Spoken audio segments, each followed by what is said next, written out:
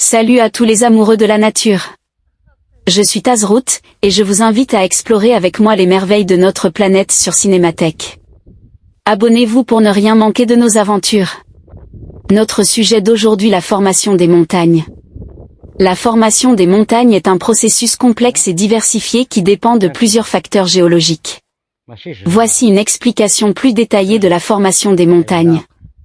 1. Collision de plaques tectoniques. La formation la plus courante des montagnes se produit lorsque deux plaques tectoniques convergent. Lorsque deux plaques lithosphériques se heurtent, elles exercent une pression qui provoque le plissement et le soulèvement des couches rocheuses entre elles. Cela crée des chaînes de montagnes. Par exemple, l'Himalaya a été formé par la collision de la plaque indienne avec la plaque eurasiatique. 2. Subduction. Une autre façon dont les montagnes se forment est liée à la subduction. Lorsqu'une plaque océanique plonge sous une plaque continentale, elle peut provoquer la formation de chaînes de montagnes le long de la marge continentale.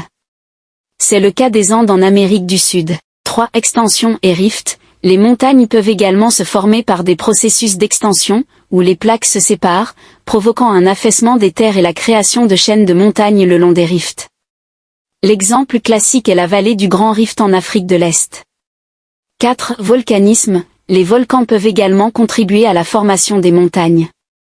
L'accumulation de lave, de cendres et d'autres matériaux volcaniques peut créer des montagnes volcaniques.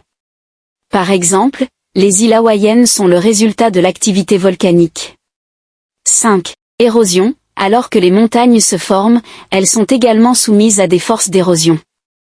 Les rivières, les glaciers, le vent et la pluie érodent les sommets et les flancs des montagnes, contribuant à leur évolution.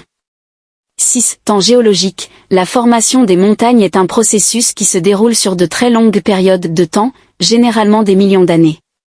Les montagnes peuvent subir des cycles d'élévation, d'érosion et de réformation au fil du temps. 7. Types de roches. Les types de roches présentes dans une montagne varient en fonction de la région et de l'histoire géologique. Les montagnes peuvent être composées de roches sédimentaires, métamorphiques ou ignées, en fonction de leur histoire géologique. En résumé, la formation des montagnes résulte principalement de l'interaction des plaques tectoniques, mais d'autres facteurs tels que le volcanisme, l'extension, la subduction, l'érosion et le temps géologique jouent un rôle crucial dans leur développement.